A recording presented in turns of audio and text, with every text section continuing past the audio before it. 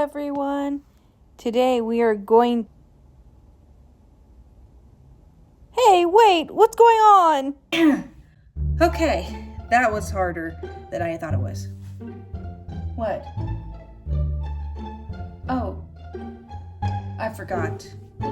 Yes, I know this is our first FNAF theory. I know. Oh, I didn't tell you everything, did I? Okay, well, I just thought it would be better if I showed my face this time. And next time I'll use your outfit, okay? Next time on the next one. Yeah, sorry. I forgot to tell you that. Alright then, thanks. Bye. I forgot to tell her the whole entire thing of what I was doing. Whoops, my bad. Hey guys, this is Voral. You guys don't see my face very much, so this is something that I'm not used to. Also, my house is making noises now, so don't mind that. And if it's kind of echoey in here, it's because the office is kind of like empty, and I don't really have soundproof walls because I can't do that here. But anyways, today we're going to talk about 2 game theories I've been wanting to do, and Secrets of the Mimic is going to come out in like 12 days? Yeah, 12 days. And it's June 1st, so yeah. The other thing is that I don't have a script. I just have bulletin points on my notebook, so if I start like doing things where I'm like looking back, it's because of that reason. So let's get started with everything. So, because Secrets of the Mimic is coming out, we kind of have to address the book called The Mimic. And if you guys don't know that book, I'll explain it and what theory I have for that and basically the game. So in the game, we are going into the FNAF Pizzaplex, or not the FNAF Pizzaplex, but Edwin Murphy's factory. And basically we're retrieving the Mimic that is supposed to be like, you know, part of an actual like costume thing. So basically we're going into that and everything else pretty much. So we're basically Team C that's going into this, and I'll explain the book right now real quick. So if you guys don't know the book called The Mimic, it's basically about Edwin and his son David, who ends up going like living in this factory where Edwin makes FNAF animatronics and for Fazbear Entertainments. And basically what he does is he makes the costumes into the animatronics, and he can't get his work done because of David. And so he decides along the way to start making a animatronic called the Mimic. So he spends all day, all night making this Mimic for his son David, so that way he can get some work done for Fazbear Fright or Fazbear Entertainment. And basically what he does is he makes an AI into the Mimic, and what he ends up doing afterwards is he shows it to his son. They call it the Mimic, and the Mimic soon does its job perfectly well. It does everything it wants, although Edwin finds it strange that it starts picking up new things, and he starts to think it's creepy and everything else. But basically, the Mimic was basically meant to like keep his son entertained. And while this was happening, he got a whole crap ton of work done. Edwin did. And so what happened later on is one day Edwin finds out that his son is nowhere to be found inside of the factory, and he finds out that his ball had accidentally rolled into the street off oncoming traffic. And basically, he finds out that David is out there, like, trying to pick up the ball, and before he can react, a van comes over and hits David. And David dies, and then there's a whole entire time where we don't know what happens because he's just going through the motions of grief and loss. He just lost his son. He doesn't have a wife because his wife died when David was born. She gave birth to him, and then she died of giving birth to him. And basically, he has nothing. And then he finds the mimic, and he decides, well, I need to shut down the mimic. There's no point in having it. But then he realizes the mimic is still mimicking his son, and then he goes and grabs a pipe or whatever metal thing he grabbed, and he pulls it out and starts beating the mimic to a pulp until it's broken, basically. And after he does this, he goes MIA, which is missing in action. He goes missing, and nobody knows where he is. And Fazbear Entertainment, because it's their property that he has, goes over and comes out to come grab the stuff that Edwin has. But 2 teams are sent, and Team A dies. Team B doesn't know why they're there, but they find out that the mimic was repaired from Team A, and they gave him legs and all that. And when they realize that they're supposed to probably retrieve this, TV ends up dying too. Now, the game, I believe, is actually a continuation into the books, because at the end of the epilogue of the Mimic book, where you find the actual book, because this is a collection of books, it's in one book, but there's like 3 different stories in the books and stuff. So basically, in the epilogue of that book, because all the books have epilogues, in the epilogue of it, it says that the mimic was successfully retrieved, but it's left to, we don't know how it was, because Team B dies, Team A dies, and it just says it's retrieved, and we don't know why, and we don't know how it was. Now, with the Secrets of the Mimic book coming out, or the game coming out, now we know how this actual thing is going to get captured. We play as the character that actually brings the mimic back to Fazbear. We are like in stuff, and FNAF, he's a guy, I put up his channel right here in the screen, but basically he made a theory that we are now just one team, that we are just one person, because Fazbear is just finally realizing 2 or 3 people is not cutting it. Then now they need just one team member to finally come in and do it. And that's who they're sending, is this one guy who can do it himself without any help. And that's who we're playing as. Now, I don't know who we're playing as. I don't have a theory for that. But I have a theory. I think we were missing a puzzle piece for the timeline, because this actual game is set in 1979.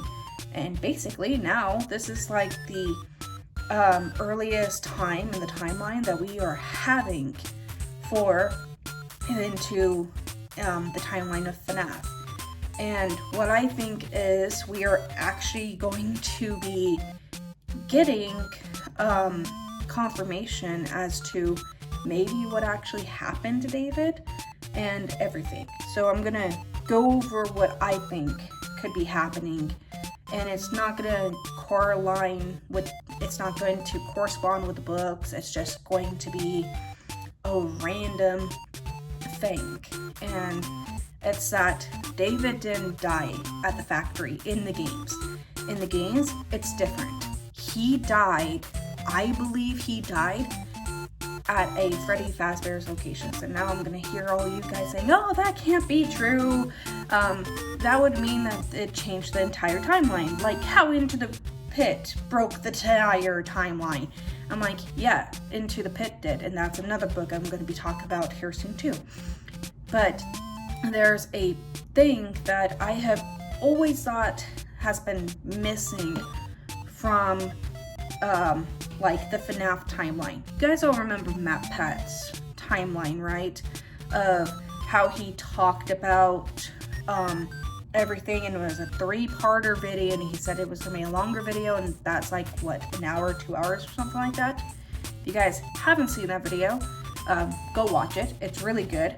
But there was a part in the timeline that I did not like, and it was part of it like saying that Cece, Crying Child, or Dave is what his theory name is now, because somebody found out that maybe Dave was his actual name. But basically,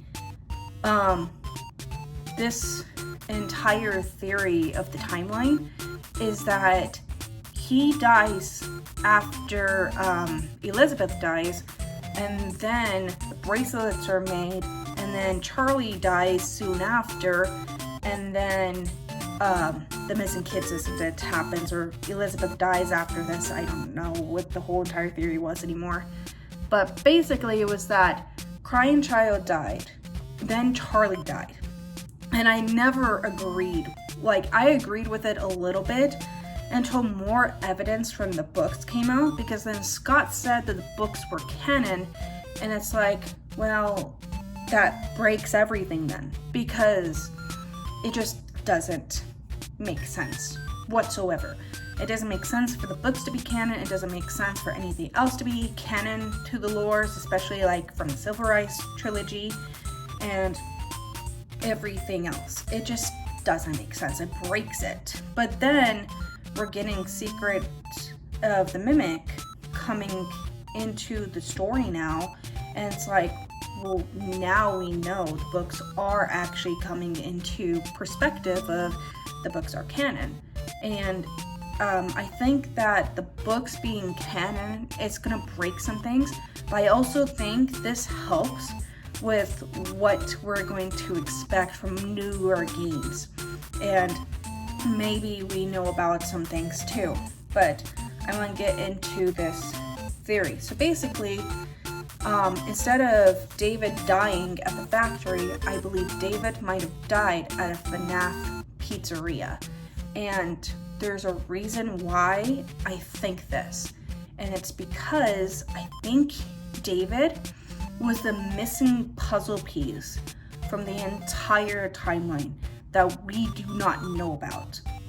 I always thought that Cece dying first and then Charlie having to die never made sense. Right Toast had a different theory where it was Charlie, the missing kids incident, then Cece, and then Elizabeth, or Elizabeth and Cece, whichever one do you guys think died first. I don't know. Anyways, he had that theory of Charlie dying first, and then the missing kids incident happened, and then Elizabeth, and then Cece, and stuff. And I was like, his sounded more better than the other thing, but there was a problem with it. There was still this missing piece. Why did Charlie die first? That'd be the first question, because I know Henry says, I was the first inflicted wound. Yeah, but you also got Susie saying that she was the first and she saw everything. And I think that that's another theory for another time. But I think that she's confusing it, which I think Susie thinks she's the first, because nobody would have found out about Charlie and stuff. But anyways, back to this. I think David is the missing piece to how Charlie dies first, then the missing kids, then Elizabeth, and then the crying child. I am going to put this as being like Afton's downfall. This is sort of Afton's like little marker of, oh, this is what's happening now, and we're gonna have to deal with it. So listen to this.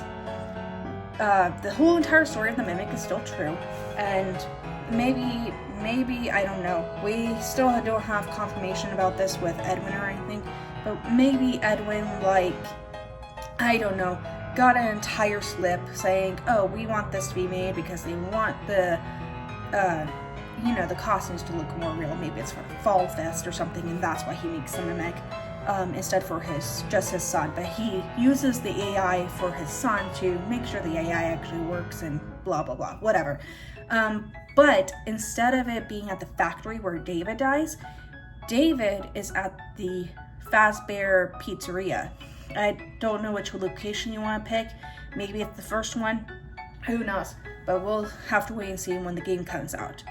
Anyways, first, they go over, like David goes with his dad, Edwin, to go to the pizzeria. Edwin's got a meeting with, Henry and William and everything and whatever. So Edwin goes to tell David, go have fun, go play in the pizzeria, because there's tons of games, there's a ball pit, whatever. And so he basically has this meeting with Henry and William and everything. And basically he goes to have this meeting. He has, he's talking to Henry and William, and basically there's this long stretch of time that he doesn't watch his son. Well, then all of a sudden he's like, wait, where's David? David's not around here. So they all three go look for David and can't find him anywhere inside of the restaurant. All of a sudden, the front door of the pizzeria is opened, and it's not supposed to be. And they're like, oh crap, that's opened. Why? And so Edwin goes and runs outside thinking David's out there. David, who had brought his ball with him, ends up losing it, and it goes out into the street. He still gets hit by the van, he still dies, but he dies in front of Freddy Fazbear's Pizzeria. And I know this sounds crazy and a long stretch, but I think that David was the first to die. It was not Charlie. I believe it was David that got hit and ended up actually dying. And that serves as this is the puzzle piece that we have been missing. And I think Scott was trying to tell us that, but because we didn't know that the books were canon at the time when this book came out, we did not know that the books were canon to the games, because everyone got it questioned if it was, and we never got the answer that they were until now. Or last year, I think, was when they announced it. I don't know when they announced it. I just saw Game Theory's video of Tom doing it, and I was like, oh, okay, well, I guess they're canon now. That's gonna cause problems for people, but whatever. I've actually thought of doing a timeline with the books and games to see if maybe we could put them into the timeline of the games, but whatever. I'll have to read the books because I haven't read them. I only listened to the audiobooks for these two books just for this theory. So anyways, so after David dies, Edwin goes into the state of grief, and during this entire time, we don't know what Edwin was doing, and then he beats up the mimic, and then he goes MIA. In the game, we go back over there, and basically Team A, Team B are dead, and then we're Team C. And so that's when we go over there. But then what's happening at Fazbear's? Well, I'll tell you what's happening at Fazbear's. Their business is going down because of the fact that David got hit by the car. And Henry probably tried to stop the press and everything, but you know how that goes. The press is gonna still put it on the news because it's a big, huge corporation and they don't give a crap. They don't give two F's about it. And so what happens is Henry tells William, hey, our business is plummeting, because I can see Henry finding the numbers by accident and realizing, oh, production is going down and stuff. And so he tries to tell William, hey, our production is going down. We need to fix this. And William's like, I don't care what you do. I'm trying to get Edwin's stuff and nobody's getting back to me. He's already sent in teams A and B. They're not coming back to him because they're dead. And so he sends in one more person. And Henry was like, okay, fine. Henry goes off and is trying to figure out how to bring the productions back and trying to get the money back, because if they don't do this quickly, the company is going to plummet and it's going to close, and it's just no, they can't have that happening. They can't lose the money. And so what does Henry do? Henry makes the bracelets that Charlie is actually wearing, and he uses this, he prototypes it, he makes sure that it works, he makes sure the puppet works, and all this other stuff. So if he makes sure that all of this actually works, what he does is that when he makes bracelets, he tells the public and William, hey, I got a new invention. You got to come check it out. And he's already got Edwin's stuff. William does. And William's like, oh, okay. So they go off to the meeting with all the public, and the news people have come and stuff. And Henry introduces the bracelet. And William realizes that the bracelet is going to save the company. But you know what? Henry's not happy, because guess what? Henry saved the business. After a few weeks of the production going down, William finds out that Henry was right, that the production was going down, and that he had to save the business. So what does William do? He doesn't do anything. He's trying to get Edwin's stuff. He's trying to get their stuff back because he doesn't care. But then he finds the papers of what Henry did and all this, and he starts getting mad, and he's like, why didn't I think of this? Why didn't I save my own company, my own restaurant? And I let Henry save it instead. Why did I let this happen? And he doesn't know why. And he gets so mad, so frustrated, that eventually one day he wants to think up of a plan that tells people this bracelet doesn't work. It's just a prototype. So what does he do? He finds Charlie outside one day, kills her. He kills her because he's like, I'm gonna show people that Henry's inventions don't always work, because Henry is the one that he made the business with and everything. And basically what he does is that he makes the deal with Henry. He's not happy about making a deal with Henry and, them collabing and stuff. But he also just keeps him because he knows he needs Henry for his business to succeed. So what does he do? He still keeps Henry, but then because of Henry saving the restaurant, he gets mad, so mad, to the point he's like beating himself up over the fact that he let this happen. And so what he does, he makes sure the bracelets don't work. He kills Charlie, the puppet goes out there, and at the end of the night, when Henry is closing down the restaurant for the night, what happens is Henry ends up actually finding Emily, Charlie, and because it's such a big, huge franchise, they find out that Henry's child is dead, and this reaches the news. This closes down the first FNAF pizza place, or it could close down the second, I'm not really sure.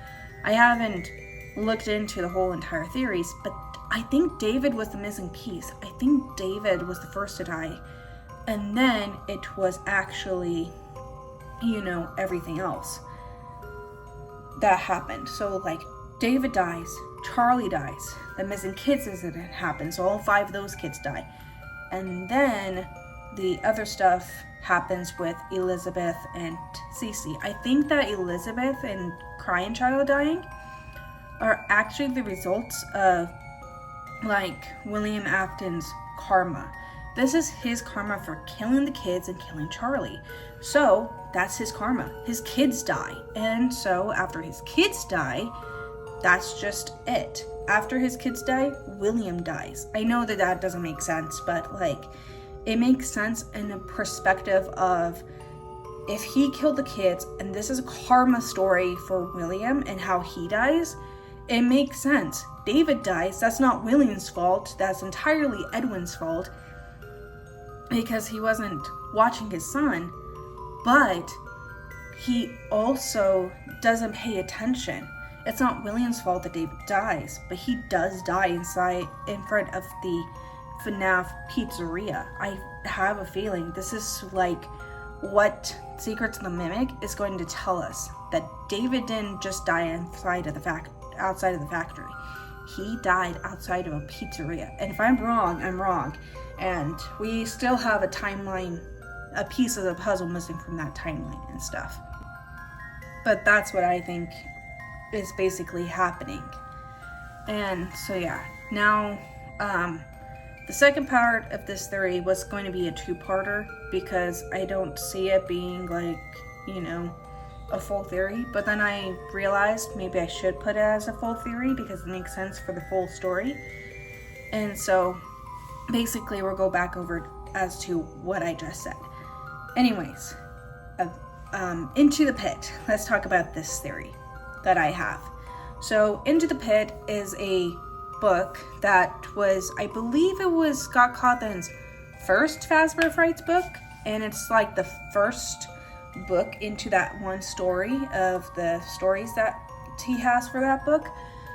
So what Into the Pit is about this kid named Oswald who gets bullied a lot and all this other stuff, and he finds and he goes to this pizzeria called Jeff's Pizza during the summer, and he finds this ball pit.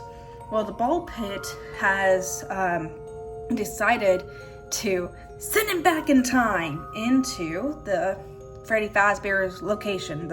Probably the first one, I'm gonna say, because of how crazy it was.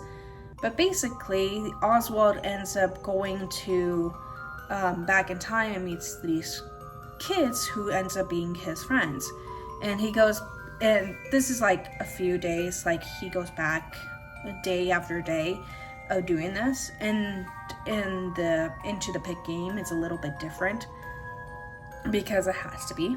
But basically, he goes back in time several times, and nothing really bad happens. But then one day, a bad thing happens where Yellow Rabbit has killed all these kids, and he leads Oswald in the back room, and Oswald sees this, and he runs out and goes back to his own time period. But before he can say anything to his dad, who is mad at him and yelling at him of hiding into the ball pit, the Yellow Rabbit grabs his dad and pulls him in and basically switches places with his dad, and then they leave. And Oswald is the only person that can see that the Yellow Rabbit is the Yellow Rabbit, and everyone else thinks it's his dad. They think that it's his actual dad, and they didn't see the interaction. Well, then he decides that he needs to go save his dad one day, and so he goes over, saves his dad, and he gets this gnarly bite mark on his arm. And his dad is like, "Here, let's go home." They have a heartfelt warming moment, and basically they go back home. And he's like, "Your mom's gonna patch that up." And Jeff's like, "Hey, you forgot your pop," because that's just how he got in and stuff. And everything else. The Yellow Rabbit ends up like getting tangled in the netting during this fight too, and he ends up dying. Now, there's also a part of the epilogue that's like, oh, it's not really a time-traveling ball pit. It's just all these souls are stuck into one huge ball pit of their memories, and it just took him to the most antagonizing thing that they had experienced before their death. So basically, it's not really a time-traveling ball pit. It's more like a core memory kind of spot. I don't really know what to call it. But it's like a core memory thing. And so, yeah, it's just like that. But anyways, basically Into the Pit, I had a theory about this. I haven't played the games at all, so correct me if I'm wrong on any of this or anything, but I think that Oswald might actually be the crying child. No, not the crying child itself. I think Oswald is a separate character, and it breaks the entire timeline of Into the Pit. I actually think that Oswald is actually seen through the eyes of the crying child. I don't think he is a crying child. I think he is seeing through the eyes of the crying child. Because I think the crying child saw the missing kids incident. And it would be so much evidence to prove this, because he says in one of the like text boxes, it says, you know what you saw. Like, it's talking about like the bear that he has, psychic friend Fred Bear or whatever it's called. Sorry, that's a MatPat thing. If you guys don't know that, sorry. Anyways, so the Fred Bear plush basically tells him, you know what you saw, you know what's gonna happen if you actually do this. And I think that he was the reason why his dad almost went to jail, because Cece saw it happen. I think that crying child actually saw the last day of the missing kids incident of the dead bodies. And I think the reason why there were 6, because so many people said this was a retcon, that there were 6 bodies and not 5, because in Into the Pit, Oswald sees 6. I don't think that that Cece actually saw 6 bodies. I think Cece saw whatever, like, maybe it's like 1 or 2 kids, because a lot of people were like, I don't think the missing kids incident happened in like one whole day. Like, the FNAF 1 game actually says this in like the newspapers that you can find. It didn't all happen in one day. It all happened in like weeks that the missing kids went missing. And so I think what happened was Cece saw the last death, whether this was 3 of them or not. I think that Cece saw the last death, and that crying child ended up, because he saw the last like 2 or 3 deaths, whatever it was. I think when he saw the last deaths, he realized that they were dead, and it took him a second to decide to run. So he runs, and he doesn't know his dad is the one that killed them. I don't think he knew. I don't think he actually knew, but William probably thought that he did know. But that's what I think Oswald is like showing. Maybe crying child did see the actual deaths of the missing kids incident, because if he did, that would make so much sense as to why he says, you know what's going to happen, right? You know what will happen if you actually tell anybody of what you saw, or you remember what happened. And so basically, yeah, that's what I think for the story. Okay, so let's start with the full story. So, and this is for theories. If David dies first, it would make more sense that David actually dies. After David dies, then Charlie dies, and then the missing kids incident. And the reason why David would die is because he gets hit by the van in front of the area. Henry is trying to figure out how to fix the entire thing. So he makes the bracelets, and basically it saves the company. William doesn't like how it saves the company, so he kills Charlie. After killing Charlie, he decides to go on to the missing kids incident, which, if the book to Into the Pit is right, I think it does happen in 1985. It would make sense, and it would be also 2 years before the bite of 87, where Crying Child dies. And then Crying Child ends up seeing the missing kids incident. Whether it's the last one or the first one, I think it's going to be the last one. Who knows? We'll have to wait and see if this ends up becoming true. This isn't part for the Mimic, by the way. This isn't part for the Secrets of the Mimic game. I just wanted to include this because this makes sense for story lore and stuff. Anyways, David dies, and then Charlie dies. The bracelets get made first before Charlie dies. After the bracelets are made, Charlie dies because William just wants to see, or to show, that the bracelets don't actually work. And then he has the missing children incident. But Cece is the one that sees the last of the missing kids actually like die. And so what he does after this is basically what happens is crying child sees it. He gets scared. And then all of a sudden, Henry sees how scared crying child is. And after he sees how scared the crying child is, he's like, what happened? Crying child won't say anything for Dave. And so he leaves and he runs away. And William's like, and Henry's like, hey, William, your kid is so scared. And I don't know why. So William hides the bodies. And basically, this is what leads into the police investigation. After the kids go missing, police are trying to figure out where the kids went off to. And Henry mentions to the police, hey, Dave Afton, he's the younger son to William Afton. He was kind of spooked on the last day of when these kids disappeared. Maybe you want to interview him. So they do. And all he says is, it was the man in the bunny suit. Who is in the bunny suit? That's William Afton. William Afton's the one that's usually in the golden bonnie suit, so they go out and ask him questions. And he denies everything. He just says, oh, maybe he was just, making it up.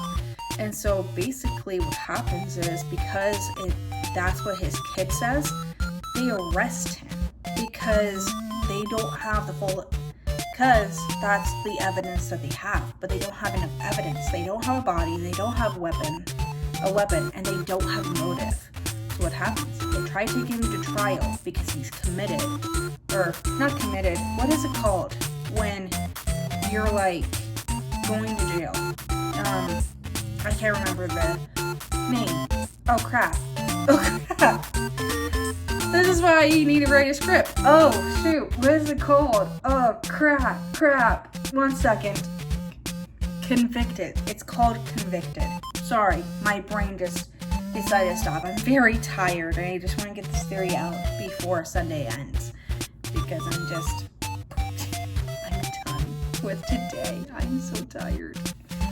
Anyways, he gets convicted, but he ends up going to the court, but he can't actually be arrested and he can't actually be convicted for the murders because there was lack of evidence. This actually happened a lot in the 1900s. I'm not surprised that this actually happened to William. And so basically, William gets convicted. He can't actually get convicted for the murders because there is lack of evidence of whatever happened, and he makes sure that Cece will never see that again. And basically he makes the the circus animatronics, and that's what he makes, is that. So that's the entire story as to what I think.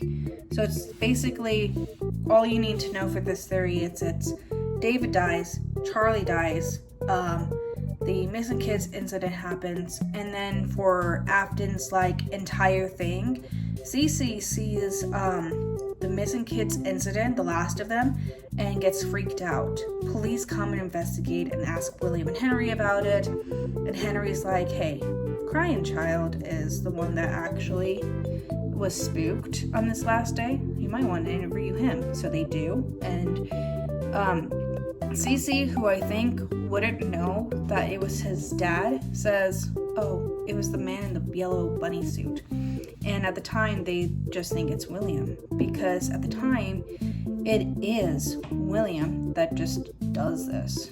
And so it's William that actually wears the suit and stuff like that.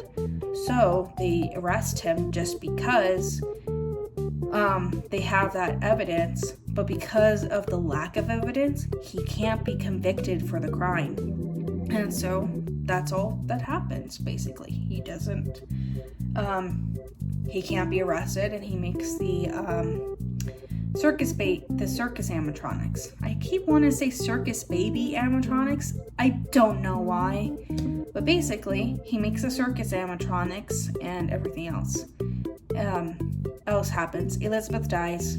Crying Child sees that happen, and then Crying Child dies after Michael ends up like bullying Cam and getting him to be killed with like the Freddy Fazbear thing. So yeah, I think that's it. I think that's all I needed to cover. Yeah, I think it is. Okay, so that's where I'm going to end this story. If you guys want to see more FNAF theories, you guys can. Just remember, I've never played the games. I don't. One day in the future, I intend to, but I hate horror, so just, you know, putting that out there, because when I heard the audiobook of The Mimic, I did not realize the Mimic retrieval was so gory until I heard the audiobook, and I was like, oh, no, please, just stop, no. And I didn't realize how gory it was, and I thought that hearing the Mimic retrieval part was important until I realized it had so much gore, and it was just a book, but my gosh, no, it made me want to not listen to it at all.